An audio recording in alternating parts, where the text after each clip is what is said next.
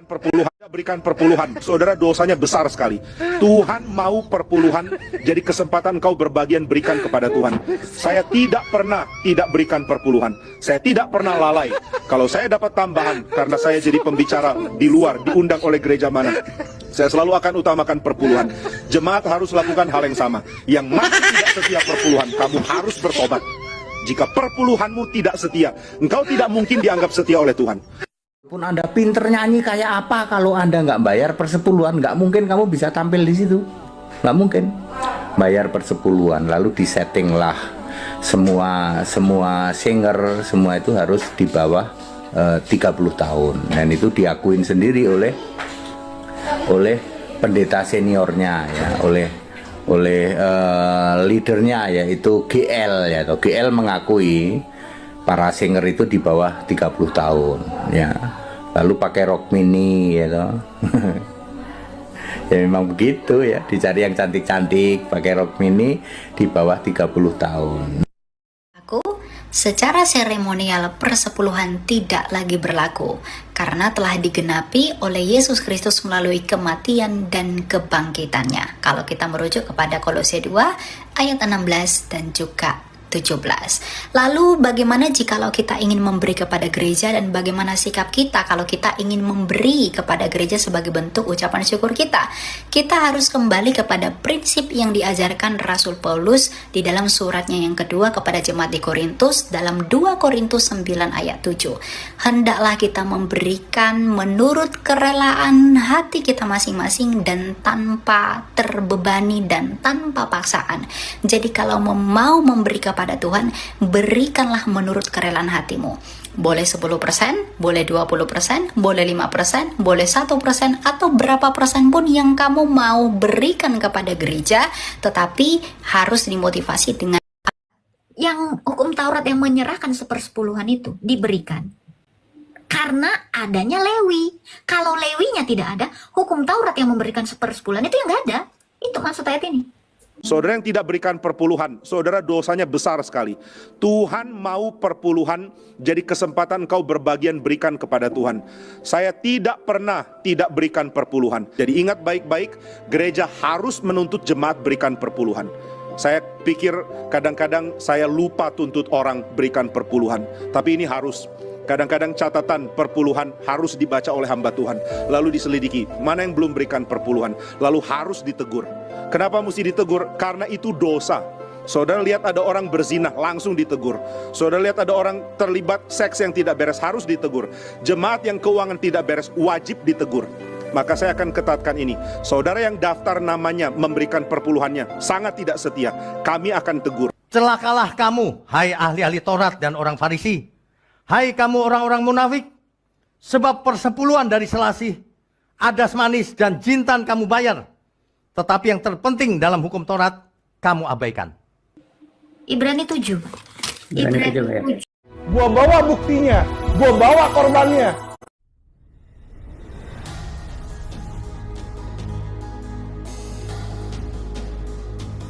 Memasukkan aset pribadi dengan nama yayasan untuk menghindarkan pajak. Nah lo, kamu berikan 1 juta, besok dapat 100 juta. Jadi orang kayak judi dong. Bagaimana perlakuan mereka? Kalau nggak memberikan perpuluhan, dikutuk. Kalau nggak memberikan persembahan atau persepuluhan, diumumkan di depan umum bahwa dia tidak memberikan, sebagai efek jerah, sebagai membuat rasa malu terhadap orang tersebut. Menurut saya, itu bukan ajaran-ajaran Tuhan Yesus. Tuhan, gua tantang satu kali lagi ya. JJ, kalau lu berani ya sama bapak lu Yanto, ayo debat sama gua. Lu kan bilang lu nggak bersalah. Lu bilang gua fitnah lu, ya kan? Gua bawa buktinya, gua bawa korbannya.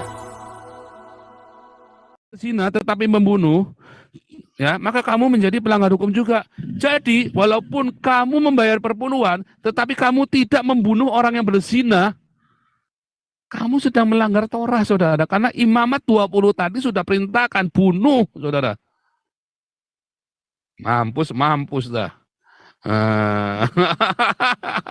Maka pendeta-pendeta yang penganut perpuluhan ini sebenarnya sedang diperintahkan untuk menjadi pembunuh, tetapi takut. Sehingga kamu semua masuk neraka, saudara. Anda yang perpuluhan masuk neraka, saudara. Kalau Anda percaya dengan imamat perpuluhan, ya, pengajaran perpuluhan dari Maleaki dan Imamat, tetapi Anda tidak membunuh homoseksual dan lesbian dan orang-orang yang berzina, Anda masuk neraka, saudara, tetap. Nggak diberkati. Itulah sebabnya Anda mau perpuluhan sampai muntah darah, sampai berak darah, nggak akan diberkati, karena Anda tidak membunuh yang homoseksual dan yang berzina. Kirnaik. Dia pernah bilang, Yesus itu hanya juru selamat Israel. Karena dia pakai patokan Matius 10 ayat 5 dan 6. Matius 10 ayat 5 dan 6. Perhatikan. Zakir Naik hafal ayat-ayat ini. Dia tidak pakai buka-buka Alkitab. Dia ngomong langsung ayat-ayatnya. Jadi kalau pendeta tidak hafal ayat, wah, malu sama Zakir Naik. Malu, Pak. Benar loh. Kita makan dari kolete perpuluhan jemaat, lalu kita tidak hafal ayat. Wah, kacau pendeta begini nih. Pendeta begini harus bertobat atau berhenti jadi pendeta ojek. Kita hidup dari kolete umat loh. Iya betul toh. Kita hidup dari persembahan, perpuluhan, lalu kita tidak hafal ayat. Baru Zakir Naik hafal ayat. Wah, kacau ini. Ngasih persembahan, protes-protes. Jangan menutupi kepelitanmu dengan cara memakai firman Allah. Kenapa memang kalau pendeta makan perpuluhan? Dan bukan hanya untuk dia. Keluarga itu kalau dia perpuluhan, dia bagikan sama pengerjanya di luar diakonia, di luar persembahan gereja. Mungkin dia berkunjung ke pengerjanya sendiri, ditempelin duit 1 juta, 2 juta. Emang harus masuk catatan itu? Jangan goblok, Pak, cara berpikir, Pak. Keluarga Kristen, tapi hati mereka itu mempermainkan uang. Saudara-saudara sekalian, mereka bukan sungguh-sungguh berbakti kepada Tuhan. Dan banyak orang datang ke gereja hanya menanti Tuhan memberi berkat. Kalau percaya Tuhan bisa kaya, bisa sukses, bisa lancar. Itu sebab pendeta mengatakan, berilah 1 juta, lalu Tuhan akan memberikan engkau 10 juta. Berilah 10 juta, Tuhan akan kembalikan engkau 100 juta. Coba lihat, orang yang percaya seperti dia akhirnya bagaimana? Kalau Tuhan tetap membiarkan dia boleh makin kaya dengan cara begitu, berarti Tuhan membiarkan dia, biar dia hancur rohaninya. Karena itu bukan Alkitab. Alkitab mengatakan yang kau terima dari Tuhan, beri kembali perpuluhan kepada Tuhan. Bukan dengan 10% memancing Tuhan memberikan 100%. Itu kurang ajar. Pendeta itu penipu. Pengajaran itu adalah merusak iman. Hormatilah ayahmu dan ibumu, dan lagi siapa yang mengutuki ayahnya dan ibunya pasti dihukum mati. Tapi kamu berkata, barang siapa berkata kepada bapaknya, apa yang ada padaku yang dapat digunakan untuk pemeliharaanmu, sudah digunakan untuk persembahan kepada Allah. Orang itu tidak wajib lagi menghormati bapaknya dan ibunya. Dengan demikian, firman Allah kamu nyatakan tidak berlaku demi adat istiadatmu sendiri. Ya, Tuhan marah ya. Banyak orang-orang pendeta-pendeta ngajari yang penting perpuluhan. Salah, saudara. Itu pendeta ngawur ngajari kamu masuk neraka, saudara. Yang paling penting kamu rawat orang tuamu.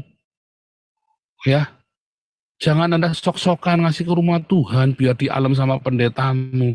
Nggak urusan pendetamu, saudara. Orang tuamu dulu yang paling. Bilang, kamu bayar 10%. Kalau kamu nggak bayar, kamu dikutuk. Itu bohong, itu nipu. Jangan mau ditipu pendeta. 5 ayat Alkitab di Perjanjian Baru yang tidak mengharuskan perpuluhan. Yang pertama,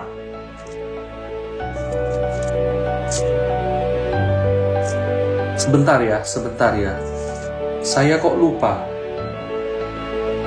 Oh, Alkitab kan tidak mengatakan perpuluhan tidak diharuskan. Perpuluhan adalah ungkapan syukurmu sama Tuhan. Berilah dengan sukacita dan sukarela. Tuhan memberkatimu ya. Amin. Persepuluhan. Ternyata persepuluhan itu tidak ada lagi, saudara. Persepuluhan itu dilakukan dahulu di Bait Allah kepada suku Lewi. Setelah itu tidak pernah ada lagi persepuluhan sampai hari ini. Kalau saudara tidak percaya, cek sendiri kepada para rabi. Ya. Jadi gereja itu bukan persepuluhan yang harus ditekankan, kebenaran. Bukan berarti persembahan tidak boleh, persembahan boleh. Tapi jangan pakai kata persepuluhan, nanti dibalas Tuhan, itu karangan manusia itu. Saya sudah cek sendiri, saudara silakan cek di Israel kalau tidak percaya. Tidak ada persepuluhan. Ya, berikan kepada Tuhan apa yang terbaik. Itulah yang benar. Khotbah tentang perpuluhan itu baik, tapi menjadi salah jika dipakai untuk menakut-nakuti. Misalnya, menakut-nakuti jika tidak setia membayar perpuluhan, maka pasti tidak akan diberkati. Sebaliknya, salah juga jika dipakai untuk mengiming-iming diberkati. Misalnya, jika rajin membayar perpuluhan maka pasti akan diberkati. Ayat yang biasa dipakai biasanya Maleakhi 3 ayat 10. Padahal ayat ini hanya salah satu dari beberapa syarat supaya umat Israel diberkati. Jadi, janji Tuhan memberkati umat Israel pada ayat ini bukan hanya karena membayar perpuluhan. Kitab Maleakhi terdiri dari 6 ucapan ilahi firman Tuhan kepada Israel dengan 10 tahun dibohongi pendeta karena persepuluhan. 20 tahun saya dibodohin oleh Pak Pendeta yang hanya menginginkan 10% dari gaji bapak saya. Terus durung-durung yang harus kami tukarkan 20.000 dibagi 4 jadi 5.000. Bayangkan, untuk apa itu? Ternyata untuk perut mereka. Kenapa? Sebagian pendeta tidak ada kerjaannya. Gak ada. Tiba-tiba dia punya Fortuner. Tiba-tiba dia punya Alphard. jikalau memang benar hanya bayar perpuluhan, pasti diberkati. Itu berarti orang yang usahanya merampok, menipu, koruptor, PSK, pelakor, dan semua usaha haram pasti akan diberkati Tuhan, asalkan membayar perpuluhan. Itu berarti menyamakan Tuhan dengan tukang tadah hasil kejahatan, dan Tuhan setuju dengan perbuatan jahat. Jadi, jelas, khotbah yang mengatakan bayar perpuluhan saja pasti diberkati adalah khotbah yang tidak benar. Pengkhotbah model begitu kemungkinan yang akan ditolak Tuhan Yesus. Baca Matius 7 ayat 21-23. Saya dapat chatnya begini, saya ini mau mengembalikan persepuluhan saya, tapi saya ada tagihan yang mendesak. Saya harus bayar persepuluhan atau bayar hutang. Saya langsung jawab, saya bilang bayar hutangmu. Kau tidak akan masuk neraka karena nggak kasih persepuluhan. Lalu satu hari dia, persepuluhan adalah cara membuka pintu gerbang surga. Buat saya persepuluhan adalah cara saya mengkonekkan keuangan saya sama keuangan surga. Sebagian pengusaha ngerti prinsip ini. Makanya berapa banyak pengusaha ketika memulai satu bisnis, satu usaha tertentu, ya mereka nggak mau sendiri. Mereka cari partner yang powerful. Tapi saya masuk di dalam perjanjian kerjasama dengan surga. Saya masuk di dalam joint venture dengan surga. Saya nggak sendiri sekarang. Mulai hari ini tidak ada batasan. Pintu gerbang surga dibuka dan berkatnya dicurahkan sampai berkelimpahan. Pendeta itu penipu. Pengajaran itu adalah merusak iman dan membengkokkan kita dari jalan yang benar. Uang itu Tuhan, dolar itu Tuhan. Eka menyembah dolar saja. Kalau Tuhan itu Tuhan, jangan menyembah dolar, menyembah Tuhan. Kristen dalam hal persepuluhan seringkali mengarahkan fokusnya, pikirannya kepada berkelimpahan.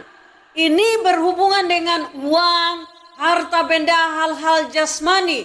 Sehingga kita seringkali mendengar ada kata-kata, ya kamu selalu kekurangan karena tidak memberi persepuluhan. Kamu tidak diberkati karena tidak memberi persepuluhan. Dan saudara-saudara, saya mau katakan bahwa ini sesuatu yang salah. Sebab seperti seolah-olah saudara mau menyogok Tuhan. Saudara mau membayar Tuhan dengan memberi 1/10. Tuhan tidak berkekurangan. Jadi dengan berpikir bahwa saudara memberi 1/10 supaya saudara berkelimpahan, saudara harus bertobat. Cocok banget. Karena hukum Taurat tidak mengatur persepuluhan itu bentuknya uang. Yang ternyata bukan 29 episode kali ini, saya akan lebih mengerucutkan mengenai tata cara pemberian persepuluhan yang ternyata bukan uang. Jadi kalau sekarang persepuluhan itu dikonversi jadi uang, itu ngaco banget. Karena hukum Taurat tidak mengatur persepuluhan itu bentuknya uang. Oke, nah, kalau Anda mau lebih pintar, Anda kan punya Alkitab kan? Anda baca Ulangan 14, sekali lagi Ulangan 14, dari mulai ayat 22. Ya, di atasnya ada judul perikopnya persembahan persepuluhan. Jadi supaya tidak ada dusta di antara kita ya. Anda buka Ulangan 14 mulai dari ayat 22, di atasnya ada tulisan judul perikopnya persembahan persepuluhan. Tapi di sini saya akan bahas ayat 24 sampai ayat 27 saja. Ya, Anda bisa baca sendiri dari 22. Di sini ketika saya berdiskusi dengan seorang pendeta yang menegur saya, dia bilang, "Pak Chandra, Anda ternyata nggak ngerti ya, persepuluhan itu bentuknya uang." Dari mana? Saya bilang, ada ayatnya. Kemudian dia bilang, buat Bapak buka Ulangan 14 ayat 25. Nah, Anda lihat di sini ya. Maka haruslah engkau menguangkannya dan membawa uang itu dalam bungkusan dan pergi ke tempat yang akan dipilih Tuhan Allahmu. Tuh Pak, itu kita bawa uang ke tempat yang dipilih Tuhan. Dia nggak baca ayat 24, 26, dan 27. Lucu ya nih pendeta ya, dia cuma ngambil ayat 25 yang ada uangnya. Nah, kita baca komplit ya.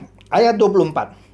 Apabila dalam hal engkau diberkati Tuhan Allahmu, jalan itu terlalu jauh bagimu sehingga engkau tidak dapat mengangkutnya, karena tempat yang akan dipilih Tuhan untuk menegakkan namanya di sana terlalu jauh dari tempatmu.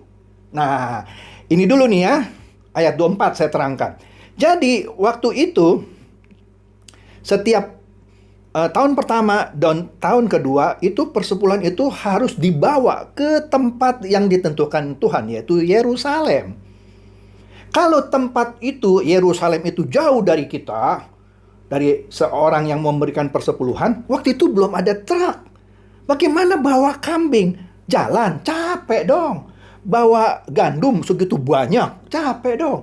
Maka, nah, diatur di ayat 25. Maka, haruslah engkau menguangkannya dan membawa uang itu dalam bungkusan dan pergi ke tempat yang akan dipilih Tuhan Allahmu. Jadi, daripada bawa kambing, lembu, sapi, domba itu jauh-jauh, kan capek kan? Dijual dulu, diuangkan. Begitu juga misalnya gandum yang banyak itu ya, kan capek dibawa ke Yerusalem, gerobak mungkin juga terbatas. Oke?